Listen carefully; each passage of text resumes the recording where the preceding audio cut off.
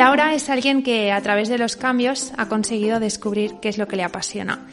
Combinando nuevas tecnologías como el Machine Learning y la inteligencia artificial junto a la neurociencia, ha conseguido desarrollar productos para mejorar la detección y el tratamiento de enfermedades neurológicas y contribuir así a la mejora de la salud mental. Hoy nos contará cómo estos cambios la llevaron a estudiar en el MIT y a emprender dentro de su empresa. Welcome to She Has a Voice podcast. Stories about women of strength and their journey in tech. Muchas gracias, Laura. Y bienvenida. Encantada, muchas gracias, Eli. Laura, ¿cómo está relacionada la ingeniería de telecos con la neurociencia y la salud mental?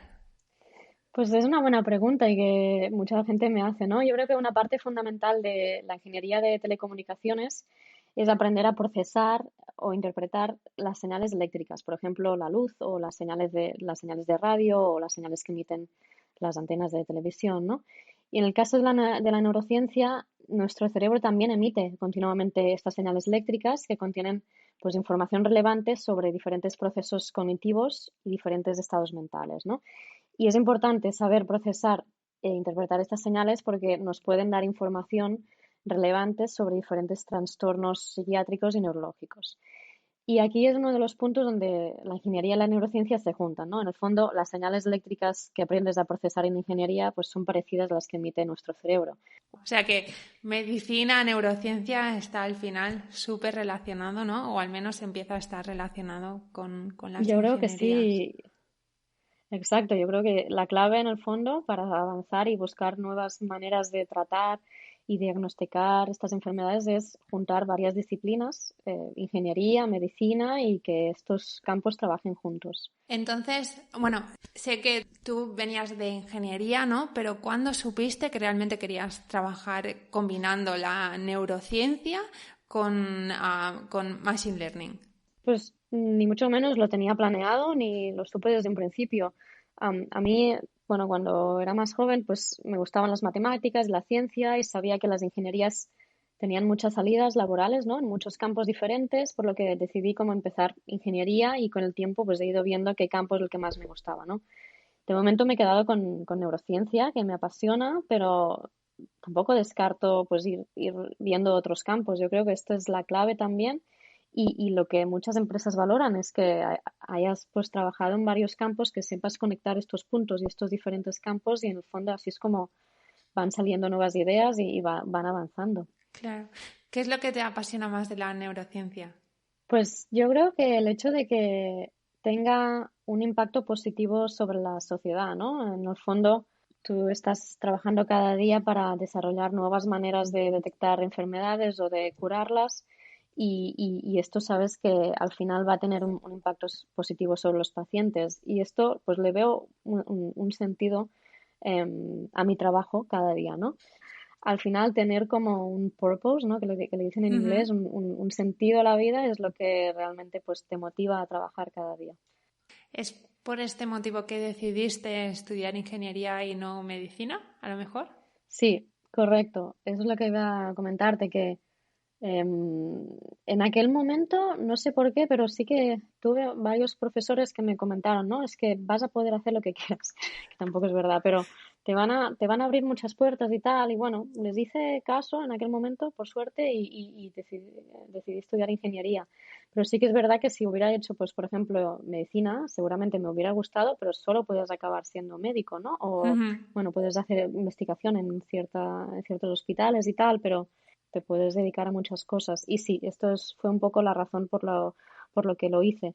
No muy conscientemente, ¿eh? O sea, ahora me doy cuenta de que tuve suerte y mira, les hice caso, pero yo creo que igual tendríamos que venderlo mejor y explicar Claro. mejor a las jóvenes de hoy en día que es lo que hay.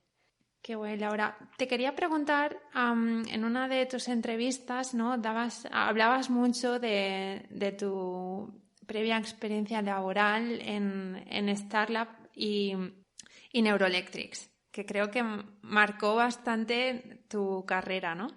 Entonces, ¿nos puedes contar un poco cuáles son los productos, los proyectos en los que trabajabas en Starlab o en Neuroelectrics? Sí, la verdad es que los 8 años que estuve en Starlab y Neuroelectrics, pues lo recuerdo con mucho cariño porque Aprendí muchísimo y bueno, la verdad es que tuve la suerte de estar rodeada de gente inteligente, profesional y excelentes personas a nivel personal, ¿no?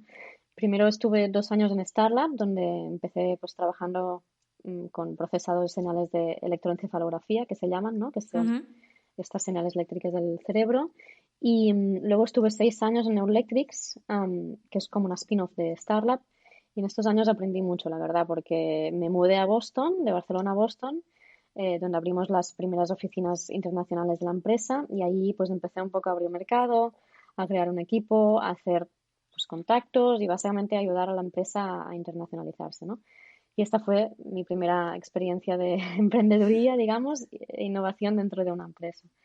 Y luego, más concretamente, pues Neuroelectrics tiene como dos productos principales.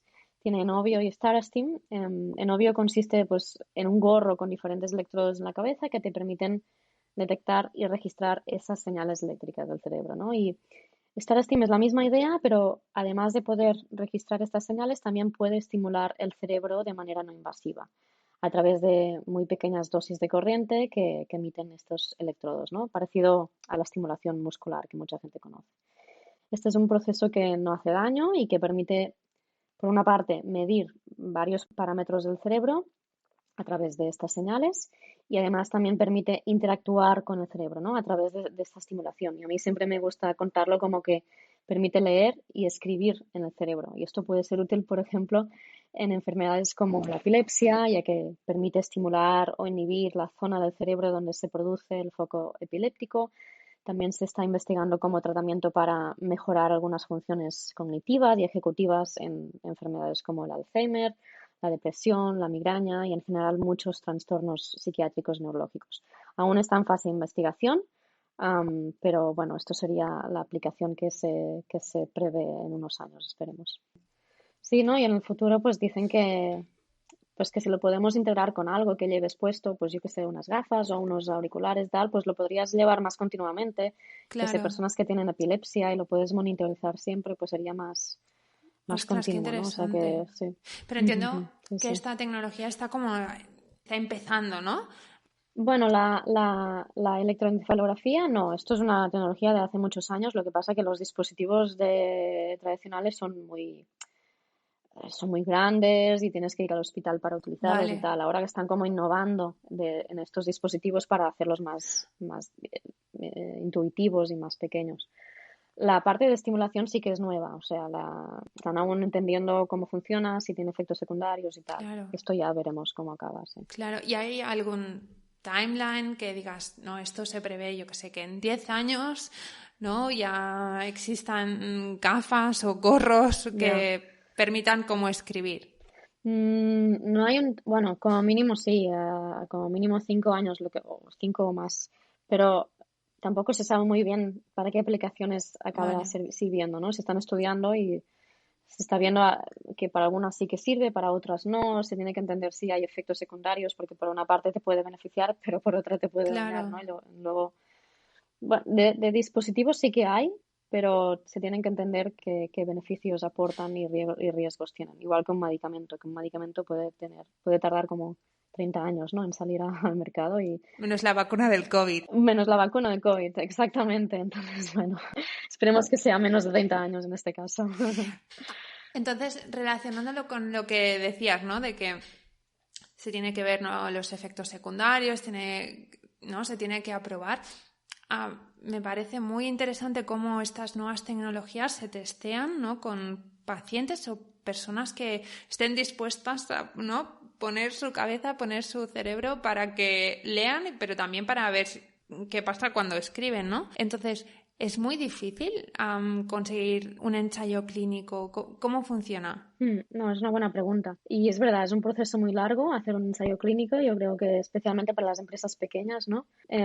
Y como dices tú, pues un ensayo clínico es necesario para demostrar, en teoría, a las autoridades sanitarias que tu producto es eficaz y seguro para tratar a los pacientes y para poder pues, venderlo como producto médico, ¿no? No como para producto de consumidor ni nada. Ujú.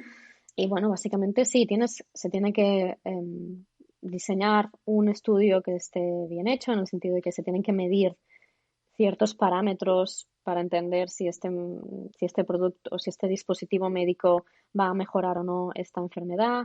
Se tienen que tener en cuenta los efectos secundarios que puede tener. Se tiene que hacer un buen consentimiento informado, que se llama, para dárselo a los pacientes, informarles que, bueno, de los efectos secundarios que puede tener, etcétera. En general, todos los estudios clínicos que se hacen los aprueba un comité ético que se asegura que no haya ningún efecto secundario muy grave. Entonces, estos pacientes en general, pues, son pacientes que igual esta terapia les funciona y si no les funciona no les va a dañar. Claro. Entonces, cuando hacéis un ensayo clínico, por ejemplo, en Estados Unidos, ¿también es válido en Europa o cada vez tenéis que ir repitiendo el proceso? No, hay muchas cosas que son muy parecidas, pero cada país tiene su autoridad, digamos. Wow. Estados Unidos tiene la FDA, la Food and Drug Administration. En Europa pues hay la Comisión Europea, ¿no? Y cada uno pues tiene sus requisitos y tienes que tener la aprobación de cada país para poder utilizar. O sea que tu trabajo también incluye mucha burocracia, entiendo, gestión de burocracia. Sí. La verdad es que cuando estás en empresas pequeñas tienes que hacer de todo, ¿no? Y esto incluye burocracia y temas administrativos y bueno, no se acaba nunca. Ahora que estoy en una empresa más grande, por suerte, pues no tengo que lidiar con tanta burocracia y puedo centrarme más en otros temas. Y empresa pequeña porque Neuroelectrics fue una spin-off de Starlab, ¿no? Y fue el resultado de tu emprendimiento, ¿no? Creo que se llama Intraemprender, ¿no? ¿Cómo es la experiencia y crees que esto se puede hacer en cualquier empresa? ¿Cómo pasó? Es que me da la sensación que siempre hablamos, ¿no? Como de emprender, que tienes tu idea, haces tu empresa, ¿no? Pero también me parece súper interesante que alguien dentro de una empresa diga, creo que tengo una idea para una spin-off, ¿no? Lo presentas y te vas ni más ni menos que de Barcelona a Boston. Yo creo que es muy importante que el equipo de dirección entienda que hay la necesidad de innovar y de dar flexibilidad a los trabajadores, ¿no? Para que puedan innovar dentro de la empresa. Esto se hace mucho, yo creo, en Estados Unidos. Se fomenta mucho la creatividad de los trabajadores, se les da flexibilidad para que propongan ideas, se les incentiva de muchas maneras, porque saben que en el fondo esto les va a beneficiar a ambas partes, ¿no? Tanto a la empresa, porque va a avanzar y va a ser más competitiva, y al trabajador también, que va a aprender y va a progresar en su carrera. En Neuroelectrics esto pues lo fomenta mucho, el hecho de emprender dentro de la empresa. Yo no tuve la idea de crear la spin-off, esto ya estaba ahí, ¿no? Pero sí que propuse pues varias ideas, propuse ir a Estados Unidos y pues abrí la oficina ahí como pude, ¿no? Pero en general en España la verdad es que no hay tanto esta cultura. Bueno, como mínimo cuando yo estaba ahí, ¿no? Las empresas yo creo que aún tienen un poco la mentalidad de antes, ¿no? En donde los trabajadores tienen que trabajar según las normas que se imponen un poco desde arriba, hay como poco espacio para innovar. A veces esto sobre todo pasa en algunas empresas pequeñas, porque en las grandes ya se ven un poco más obligadas a actualizarse, ¿no? Y a innovar, aunque igualmente, bueno, creo que hay mucho trabajo por hacer, sobre todo culturalmente. Por ejemplo, la flexibilidad de horarios, la posibilidad de trabajar donde se quiera, sea en la oficina, sea en casa o en otro país, o trabajar por objetivos y no por horas. Todo esto son maneras de permitir a la gente que se organice como quiera para hacer su trabajo y para ser más productivo y, en definitiva, para ser más creativo. También se tiene que entender que el capital humano es el activo más preciado que una empresa tiene y pues si no lo cuida pues lo pierdes, ¿no? Al final y acaba siendo pues menos competitivo, por lo que al final se ven obligadas a cambiar, a actualizarse. Sí, siempre creo, ¿no? Que en temas culturales lo más fácil es pensar, ¿no? En Google, Facebook, ¿no?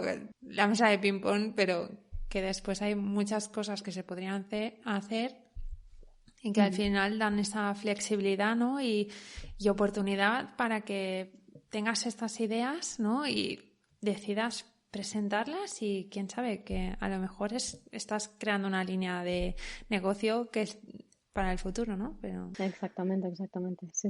Entonces, Laura, me parecía muy interesante lo que comentabas, ¿no? De leer y escribir, ¿no? Que comentabas, ¿no? El tema del gorro, ¿no? Que a lo mejor en un futuro son unas gafas, pero ¿qué aplicación, qué enfermedades o patologías se podrían tratar o diagnosticar con estos productos? Pues estos productos se están investigando de momento para enfermedades como la epilepsia, Ujú. la depresión, el Alzheimer, el ictus, dolor crónico y bueno, muchos trastornos psiquiátricos y neurológicos, ¿no?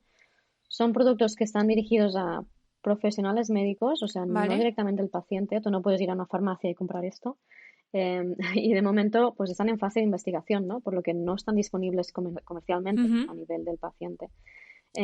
Y si algún día pues están aprobados por las autoridades sanitarias, pues estarán disponibles para los médicos y para los clínicos para que lo receten para los pacientes que lo necesitan, ¿no? Como cualquier medicamento. O Vale. sea, es un dispositivo médico que no es un juguete que puedas jugar. Claro, pero mirando mucho hacia el futuro, ¿no? ¿Es algo que a corto, no a medio plazo, es algo que los hospitales utilizarán, ¿no? Pero igual, yo qué sé, el smartwatch, ¿no? Que al final, ¿no? La pulsación, ¿no? Antes te lo tomaban los médicos, ¿no? A lo mejor al principio, pero ahora ya tú como consumidor, ¿no? Lo tienes. O sea, quién sabe si en el futuro te compras un gorro o yo qué sé, unas gafas y... Es verdad, es verdad. Y además hay muchos ensayos clínicos ya que están utilizando o que están aprovechando estos datos, evidentemente con Ujú. el consentimiento del paciente, am, para monitorizar pues el progreso de la enfermedad y para detectar pues si tienes que ir al hospital o no, o sea que totalmente, o sea, estas tecnologías em, y más bien las que son pasivas, ¿no? Las que Ujú. miden diferentes parámetros del cuerpo, pues cada vez más están siendo integradas por los pacientes y los datos que generan, siempre que el paciente lo consienta, pues van a servir para entender mejor el estado del paciente y si se tiene que hacer algún cambio en el tratamiento. Qué fuerte. Hace años estuve en Maastricht, en Holanda, y por un proyecto europeo y estaban haciendo como la Universidad de Maastricht estaba en colaboración con, no recuerdo qué empresa exactamente, pero para hacer, como explicarlo, como unas tiritas, ¿vale? Y el Ujú. objetivo es que cuando dicen, ¿no? Que el gran problema de los pacientes es que cuando están en el hospital, ¿no? Pasan de tener una vida más o menos activa a estar en reposo unos cuantos días Mm. y que cuesta muchísimo que vuelvan, ¿no? Al movimiento, ¿no? Y que Claro. y también es difícil, ¿no? Animar a alguien que ha salido de una operación o que está enfermo, ¿no? De que entonces la idea era de poner esas tiritas y como que los fisioterapeutas pudieran evaluar diferentes datos que hiciera que realmente ajustaran como sí, como el tratamiento, ¿no? El tratamiento más personalizado y teniendo datos más objetivos. Y me pareció, bueno, no sé, y evaluando cosas sencillas, ¿no? Por así decirlo, pero no sé. Claro, y muchas cosas de estas que antes pues parecía imposible, ahora es posible porque, bueno, pues hay muchas tecnologías que lo permiten, entre ellas el machine learning, que te Ujú. permite pues entender estos datos y sacar pues información relevante, ¿no? O también pues bueno, la transmisión de datos de manera inalámbrica. Sí. Hay muchas cosas que antes pues no se podían hacer y ahora sí y abren la puerta a millones de cosas como esta, por ejemplo. Sí, sí. Laura, hablabas de una cosa que me parece muy interesante, que es el cambio cultural, ¿no? A nivel de flexibilidad, ¿no? De cómo se potencia a las personas a salir, ¿no? Y a generar todas estas ideas. Entonces, una de las cosas que escuché en una de tus entrevistas que mencionabas, ¿no? El Imagine Silicon Valley, ¿no? Y que era como una puerta a generar estas ideas, ¿no? A combinar diferentes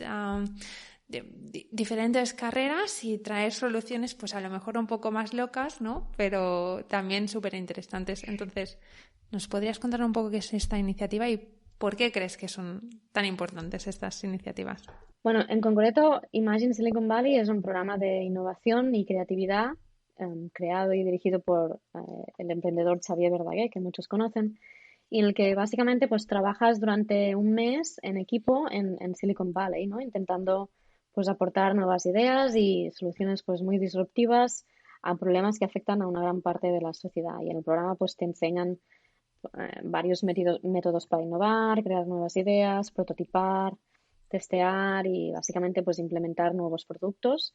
Y la verdad es que fue una experiencia muy, muy enriquecedora porque me abrió la puerta o la mente al mundo de la innovación, ¿no? Y que para mí es apasionante.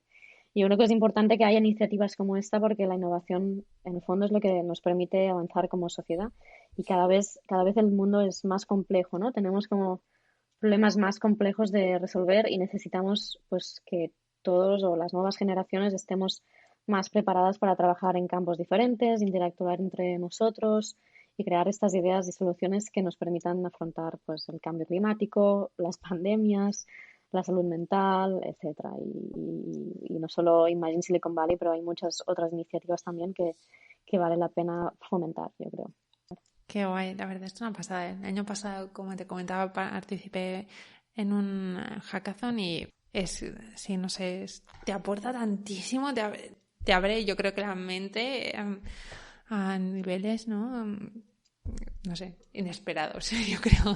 Totalmente, totalmente. Y te anima mucho, bueno, ves que hay muchas cosas por hacer y que es posible resolver muchas cosas, ¿no? A veces parece que todo esté ya resuelto y no, ni mucho menos. Hay muchas cosas por hacer y todos tenemos mucho que aportar desde muchos campos diferentes. Salir del día a día y hacer cosas de innovación, la verdad es que... Y hablando del día a día, Laura, ¿no? Hemos hablado de tu experiencia en Starlab, Neuroelectrics, pero creo que ya no sigues ahí y que ahora estás en San Francisco, ¿no? Entonces, ¿cómo llegaste a la posición actual? Si nos puedes contar un poco lo que haces, ¿no? ¿Dónde estás? Y después también, ¿qué es lo que te gusta más de tu trabajo? Muy buena pregunta. Pues bueno, la verdad es que fue un poco casualidad porque estaba acabando mi doctorado en Neuroelectrics, bueno, en colaboración con otras universidades. Bueno, me llegó esta oferta de Genentech, que es una Ujú. empresa, en el fondo es una empresa que combina medicina, biología con tecnología también y forma parte de la farmacéutica Roche, está aquí en San Francisco. Y me llegó esta oferta de esta empresa, a mi compañero también le llegó una oferta de otra empresa aquí en San Francisco y decidimos pues lanzarnos a la aventura, ¿no? Fue un poco coincidencia, pero pensamos que todo estaba muy, muy bien montado para decir que no. Entonces, pues Alineado, ¿no? dijimos que sí, sí, exactamente. Y nos lanzamos a la aventura. Y nada, nos vinimos aquí a California, antes estábamos en Boston, ahora estamos en California y la verdad es que estamos encantados, la verdad. Y bueno, y claro, habiendo trabajado antes en empresas más pequeñas, para mí es un mundo muy nuevo, ¿no? Y lo estoy disfrutando mucho. Estoy en el departamento de innovación en neurociencia. Básicamente, bueno, cada miembro del equipo trabaja en diferentes temas. Yo concretamente estoy trabajando con electroencefalografía y también con estimulación cerebral no invasiva, pero cada uno explora diferentes temas un poco nuevos Ujú. que no son desarrollo de fármacos Vale. en sí, como hacen las empresas farmacológicas tradicionales, sino que es más incorporar o entender qué nuevas tecnologías y nuevas técnicas nos pueden aportar, ¿no? Y si la combinación de medicinas con tecnología, pues qué beneficios nos puede aportar, ¿no?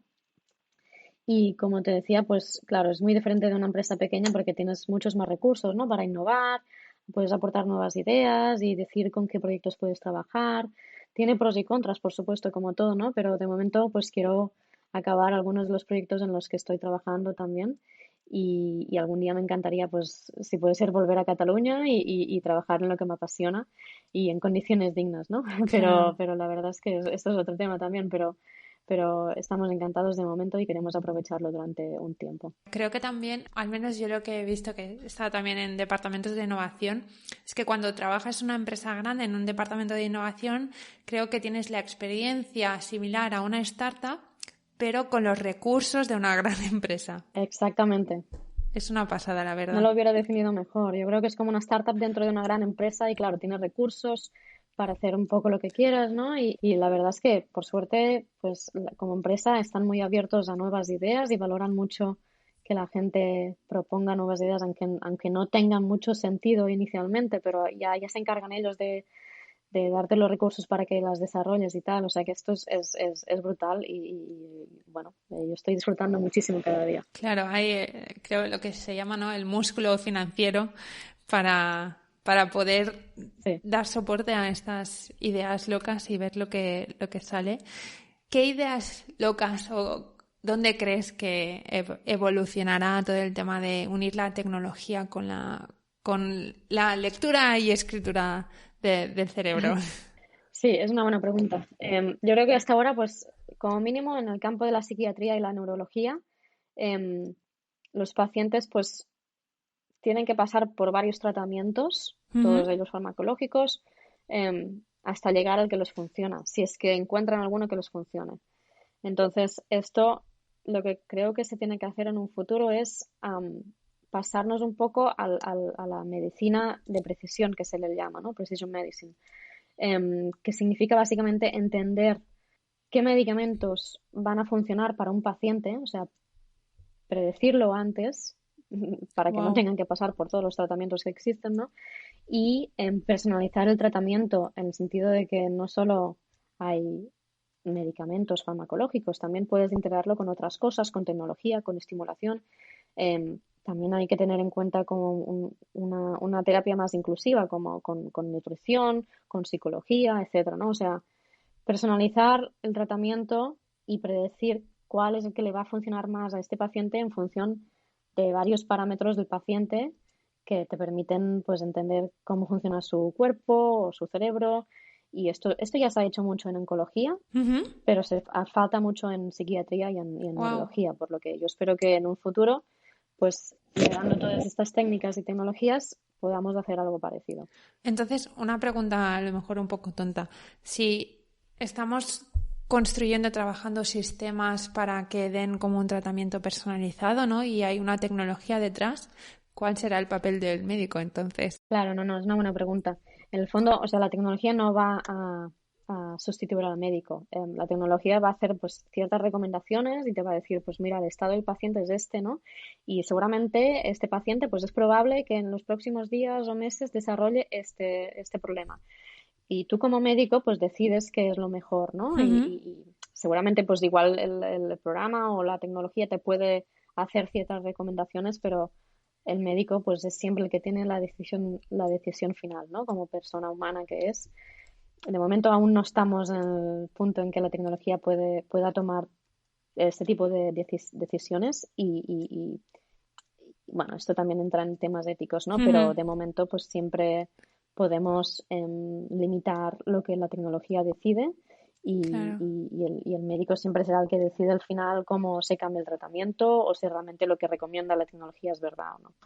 Laura, cuando leía sobre ti, claro, ¿no? O sea, has hecho un recorrido de una ingeniería, después pasando por una empresa pequeña, emprender, ahora estás en un departamento de innovación dentro de una grande empresa y, y trabajando en proyectos, creo que tan guays, ¿no?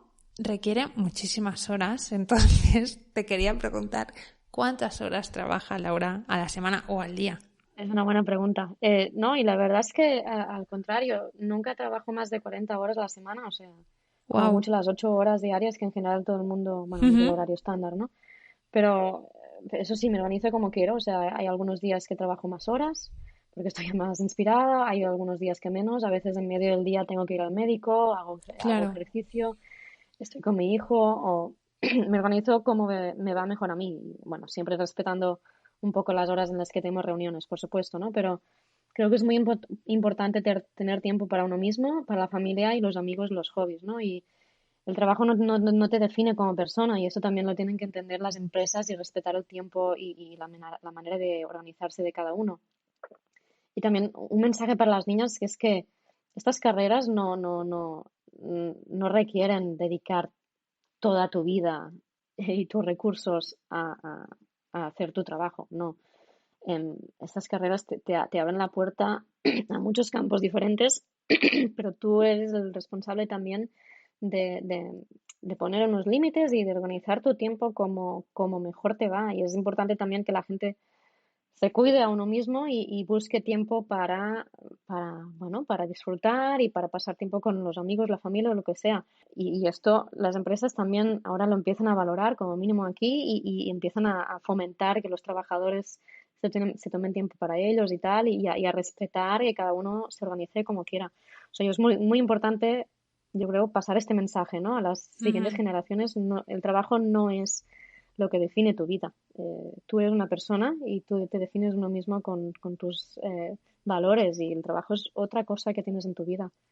Qué guay, y es súper curioso porque ahora que estoy trabajando en Alemania es cuando he empezado a ver las diferencias culturales en cuanto a trabajo, ¿no? Y si miras, pues, la cultura o el cliché, ¿no? que hay en España, el cliché de los alemanes o la cultura de trabajo de los asiáticos, ¿no? Y no sé, nunca he trabajado en Estados Unidos, pero me daba la sensación que en Estados Unidos era como trabajas muchas horas, no hay vacaciones. ¿Es realmente así? Es una muy buena pregunta, y yo también me lo pensaba, antes de venir aquí, que bueno, que aquí se trabajaba 24 horas al día y tal. Y bueno, a ver, depende del sitio, pero cada vez más y más empresas, sobre todo las que tienen trabajos cualificados, pues claro, o sea, perder un trabajador es muy caro y no se la cuenta. Entonces, para ellos es mejor cuidarles y fomentar que se organicen como quieran, más que no pas quererles controlar y obligarles a trabajar muchas horas al día, ¿no? Entonces, hay una parte de las empresas bastante grande y cada vez más grande que están intentando esto, ¿no? Dejar flexibilidad a los trabajadores, fomentar que haya tiempo para uno mismo y para pensar también, para innovar. Y la verdad es que me ha sorprendido, pero no es así. Y sobre todo en California también hay muchas regulaciones que son de aspectos sociales que fomentan mucho este bienestar, ¿no? A nivel social de la sociedad. Y mirando hacia el futuro, ¿cuál es el siguiente paso? No, pues no, yo creo, o sea, de momento estamos bien en Estados Unidos, pero sí que queremos volver a Cataluña. Y en este sentido, yo creo que yo creo que el hecho de ir afuera a trabajar o a estudiar no es una pérdida de talento para nadie, ni para ti ni para el país, ¿no? Y cuando vuelves, los conocimientos que tienes, pues son muy valiosos tanto para ti como para el país, para el tejido empresarial del país, ¿no? Y por esto yo creo que los gobiernos o las empresas tienen que fomentar el hecho de atraer talento que ha ido afuera a trabajar, más que nada para aprovechar lo que te van a aportar cuando vuelvan, Claro. ¿no? Y se tienen que bueno, hay muchas cosas a mejorar, ¿no? Pero condiciones laborales, salariales, de todo, ¿no? Sociales, hay que incentivar que vuelvan. Y volver no puede ser sinónimo de sacrificar todo tu trabajo solo para volver, porque no vas a volver gratis, o sea, Claro. tienes que volver con unas ciertas condiciones, ¿no? Y claro. Claro, sí, yo también lo veo así. De hecho, cuando contaba que me iba a vivir a Alemania, aunque sea dentro de Europa, ¿no? Y estemos mucho más cerca, ¿no? Sí que había recibido comentarios de la fuga de talento, ¿no? Y todo, y yo pensaba, sí, pero tendría que haber razones también para que, ¿no? Para que me motiven volver, ¿no? Aparte de la familia, los amigos, ¿no? Pero que, claro. Totalmente. Que hay muchos otros factores que se tienen que mejorar para incentivar que volvamos, y también para que el talento de fuera quiera venir. Exacto, sí. Y mira, se vende muy bien que tenemos buen tiempo y no sé qué, la comida y tal y cual, que está muy bien, pero la gente no vuelve por esto. O la gente no se muda a otro país por esto. Tienes que ofrecer cosas competitivas. Hay muchos países que se están actualizando, Italia, Portugal, y están ofreciendo ventajas súper buenas. Y esto España lo tiene que cambiar. Hemos hablado de tu carrera profesional, pero una de las cosas que me interesó muchísimo sobre ti, Laura, es la educación, ¿no? En el campo de la educación, ¿cómo decidiste, cómo sacaste la fuerza de cambiar de carrera? Porque creo, y he visto gente que empezaba la carrera, no le acababa de gustar, pero ya estoy en primero, voy a hacer segundo, y acabas haciendo el proyecto final de grado y acabas haciendo lo que no te gusta. Así que lo primero que te quería preguntar, ¿de dónde sacaste la fuerza? ¿O qué es lo que te motivó a ser, ¿no? A tener las cosas tan claras para decir cambio de carrera? Pues sí, la verdad es que yo empecé ingeniería informática y estuve 6 meses y me di cuenta de que, bueno, no era lo que me esperaba, ¿vale? Y al cabo de 6 meses, pues bueno, por suerte, en aquel momento pude pedir el cambio de una universidad a otra y de una carrera a otra y empecé pues ingeniería de telecomunicaciones. Y la verdad es que, bueno, claro, en aquel momento pues eres muy joven y es raro salir de esta zona de confort, tienes ya tus amigos un poco en la carrera y es difícil, ¿no? Dejarlo todo para ir a otra carrera solo porque te parece que no te gusta y vete a saber si la otra pues va a estar mejor o no. Pero, no sé, en general yo creo que intentar escucharte a ti misma y no dejarte influenciar mucho por lo que los otros hacen o dejen de hacer, ¿no? Aquí en Estados Unidos, por ejemplo, la gente no escoge una carrera cuando acaban el bachillerato, digamos. Aquí hacen como unos años primero de conocimientos generales, ¿no? Ujú. Y hacen como asignaturas muy diferentes, tanto de humanidades como de tecnología, de matemáticas. Luego, cuando pasan los años, se van como especializando porque van viendo qué es lo que les gusta. Y esto yo creo que en Europa o en España tendría que cambiar también. O sea, cuando tienes 20 años o 18 no sabes lo que te va a gustar y es muy difícil escoger lo que vas a hacer toda la vida y tampoco va a ser lo que vas a hacer toda la vida, ¿no? Entonces, bueno, no, yo creo que no se tiene que dar tanta importancia a lo que escoges en un principio porque si no te gusta, pues lo puedes cambiar y más en ingeniería de telecomunicaciones o cualquier ingeniería es fácil pues dedicarte a varios campos diferentes. Y si realmente no te gusta, pues cambias. Y cada vez hay más gente que lo hace y no pasa nada. No es un año perdido, ni mucho ¿Verdad? menos. O sea, es cosas que habrás aprendido y seguramente en un futuro lo podrás aprovechar de alguna forma. Me acuerdo que Steve Jobs, que cambió también de estudios y bueno, lo echaron de su propia empresa y tal, siempre decía, al final vas a conectar los diversos puntos y te va a servir todo lo que has hecho. Y estoy totalmente de acuerdo. Y a veces aprender lo que no te gusta es Ujú, súper importante, ¿no? A veces no, o sea, creo que es muy importante. mm, Justamente hablaba con una coach de desarrollo profesional, ¿no? Y me decía que la mayor dificultad que tienen sus clientes y que tenemos en general cuando buscamos un trabajo nuevo es que no nos conocemos a nosotros mismos, no sabemos lo que nos gusta y eso hace que no decidamos bien dónde queremos ir y tengamos una estrategia súper clara. Totalmente es verdad. Y por ejemplo, aquí en Estados Unidos hemos tenido gente, bueno, por ejemplo, chicas que han venido a trabajar un par de años en la empresa para saber si les gustaba y luego han decidido pues continuar con sus estudios, ¿no?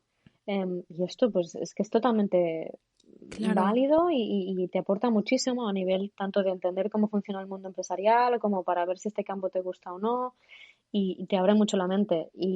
Bueno, yo creo que se tiene que fomentar esto, entender qué es lo que te gusta y lo que no te gusta sobre todo e ir cambiando. No pasa nada por cambiar, al contrario, es bueno, yo creo. Sí, sí, es que, por ejemplo, en mi caso, cuando decidí estudiar telecos, me acuerdo que no tenía ni 18 años.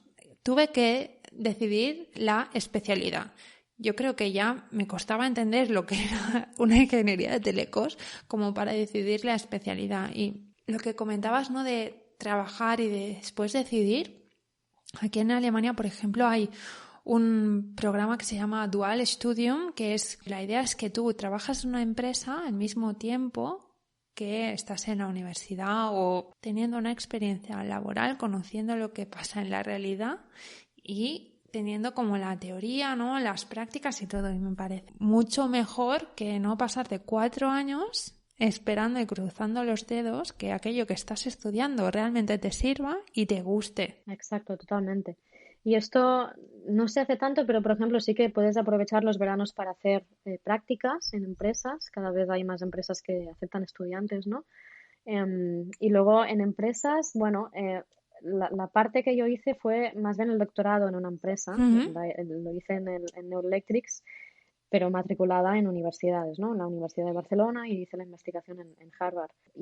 Esto te da una visibilidad muy, muy buena sobre los dos mundos y puedes decidir en lo que más te convenga o lo que más te guste en aquel momento. Y al final cambiar, ¿no? Y buscar lo que a ti te guste. Claro, Los cambios, un jefe una vez me dijo, los cambios siempre son buenos. porque si te equivocas aprendes. Y con los cambios, Laura, creo que uno de los grandes cambios que hiciste fue pasar de Barcelona a Boston. ¿Cómo valorarías tener estas experiencias a nivel internacional? ¿Qué es lo que te aporta, ¿no? Vivir fuera, salir de tu zona de confort y saber. Pues sí, o sea, te aporta muchísimo a nivel personal y profesional también. O sea, conoces otras maneras de trabajar, ves que como mínimo en Estados Unidos yo me he dado cuenta de que te puedes hacer valorar en el trabajo. O sea, no tienes por qué dar todo el rato gracias, ¿no? Por darme trabajo, ¿no? Como empresa y tal. O sea, esto va en las dos direcciones. Claro. O sea, claro, yo necesito un trabajo, pero ellos también me necesitan a mí y es cuando vas a una entrevista, es una entrevista en las dos direcciones. Ellos te evalúan, pero tú evalúas también a la empresa. Y si la empresa no cumple tus requisitos, no le tienes que vender tu tiempo, si no quieres, ni tus conocimientos. Y eso también es una cosa que me he dado cuenta, ¿no? En Estados Unidos. Y no siempre tienes que aceptar las primeras ofertas que te hacen cuando eres muy joven.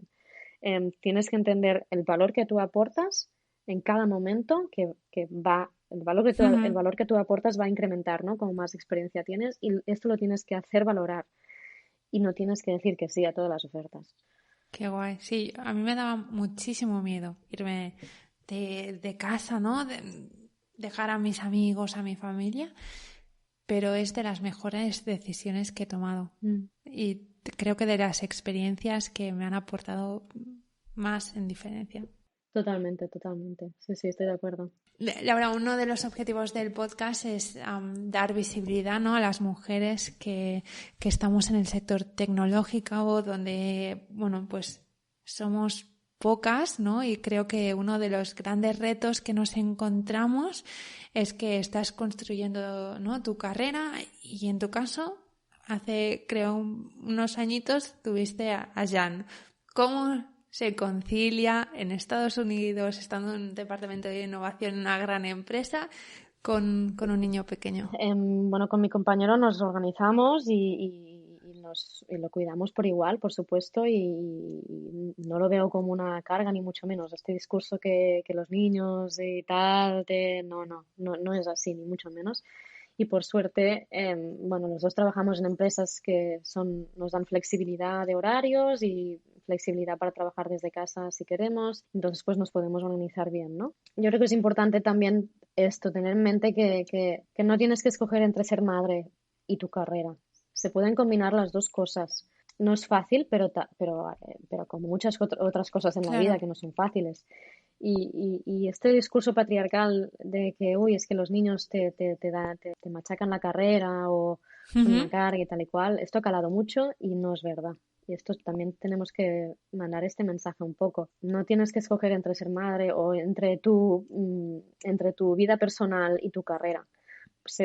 Puedes combinar las dos cosas y se tienen que combinar las dos cosas y se tienen que defender estos derechos, ¿no? O sea, sí que no hay regulaciones que te lo pongan fácil de forma social, pero poco a poco tenemos que hacer presión desde abajo para que esto se ponga más fácil y para que haya conciliación y que haya muchas maneras de conciliar, que no sea solo dejando el niño en una guardería, por cierto, sino que haya posibilidad de escoger entre cuidarlo tú o bueno, tener bajas maternales más largas.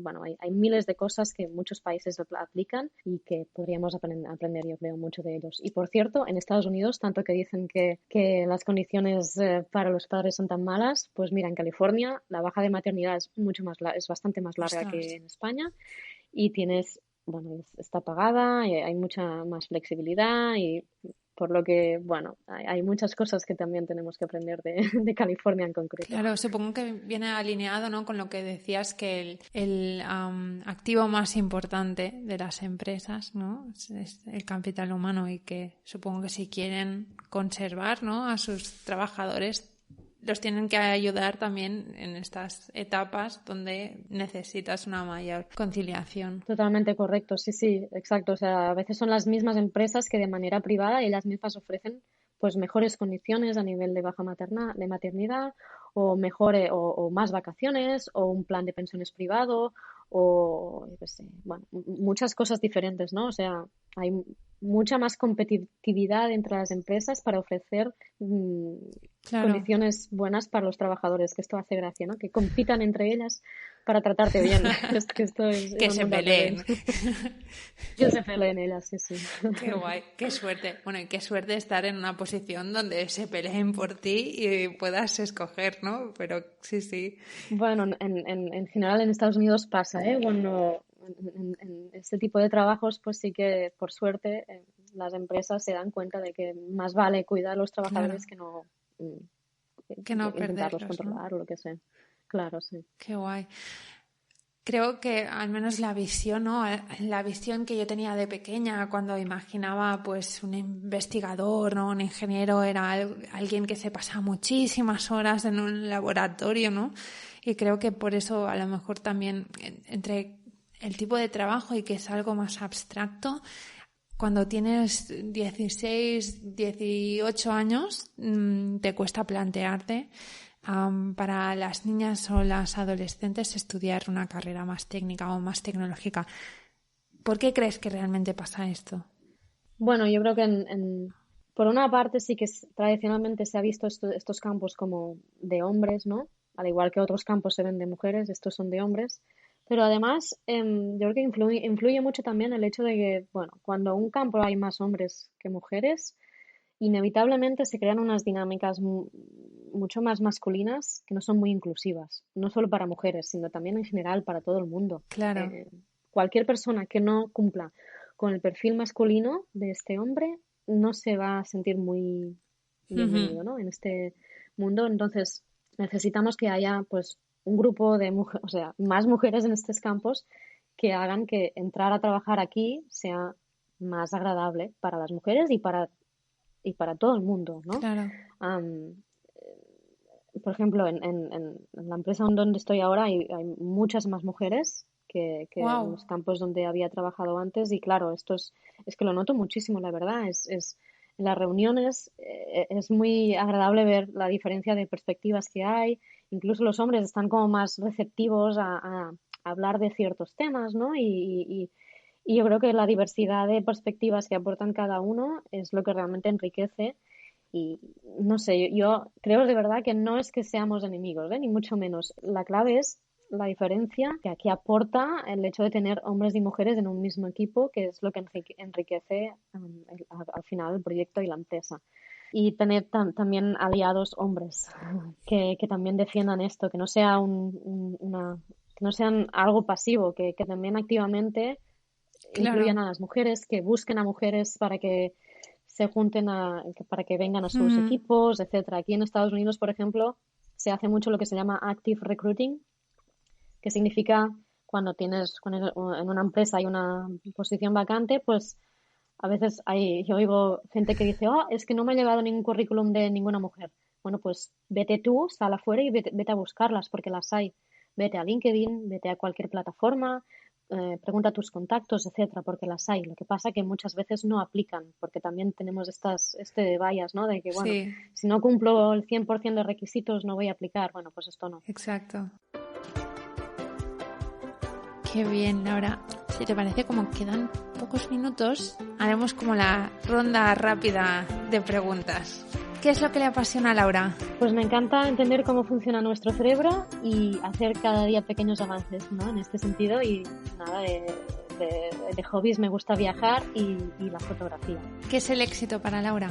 Pues para mí el éxito es tener la libertad en cada etapa de la vida para dedicarme a lo que realmente me llena como persona y poder tener tiempo para mí, para mi familia y para viajar y disfrutar de los pequeños placeres de la vida. Qué bonito. Mira, nunca antes alguien me había dado una respuesta así. Y, Pues mira. ¿y qué objetivo tienes o algún reto en el que ahora estés trabajando, ¿no? Y que lo quieras conseguir, lo tengas ahí en la mente? Pues bueno, no es que esté trabajando ahora activamente, pero siempre he tenido un viaje pendiente en mi vida, que es el de ir a la Antártida. Es Wow. uno de los últimos lugares en la Tierra que ha sido menos dañado por el ser humano. y me encantaría viajar algún día ahí, pero bueno, esto dentro de unos años seguramente. A ver, cuando Jean sea un poco A ver mayor, ¿no? Sí, exacto. ¿Qué mujer te inspira? ¿Nos podrías dar un nombre? No te puedo dar solo un nombre porque hay demasiados que me inspiran, ¿no? Pero mira, Ana Máiquez, que es fue mi jefa durante muchos años en Neuroelectrics y es la CEO de Neuroelectrics. Joana Barbany también, que és directora general de Societats Digital del Govern de Catalunya, i Anna Schlegel, que es vicepresidenta de la empresa Procore aquí en San Francisco. Y en general todas ellas me han inspirado mucho en diferentes etapas de mi vida porque son excelentes profesionales y personas y además son madres. Y como te decía antes, creo que es muy importante también visibilizar, ¿no?, que es posible ser madre. Wow. y tener una carrera y que se puede compaginar. Wow. Qué bonito tener referentes, ¿no? Que lo hayan conseguido. Y la última pregunta, ¿qué consejo le darías a la Laura de cuando era pequeña? Yo le diría, bueno, como te decía antes, que no se preocupara tanto por los estudios o los trabajos que uno hace al principio o las decisiones que tomas, ¿no? Que no te definen como persona ni van a definir tu futuro para siempre y que a lo largo de la vida pues vas a cambiar de estudios, de campo de trabajo y de pareja, ¿no? Y todos vas a aprender mucho, que no pasa nada, que nada te va a definir o a cortar nada, que en general todo es muy fluido y que todo puede cambiar y está bien así. Esto me diría cuando era más pequeña. Me hubiera gustado saberlo.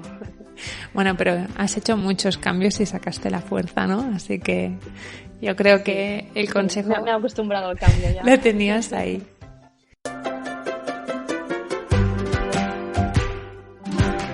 Y hasta aquí la historia de Laura. Espero que este episodio os haya gustado tanto como a mí. Y ahora nos toca esperar a ver lo que desarrolla Laura en San Francisco. ¡Chao!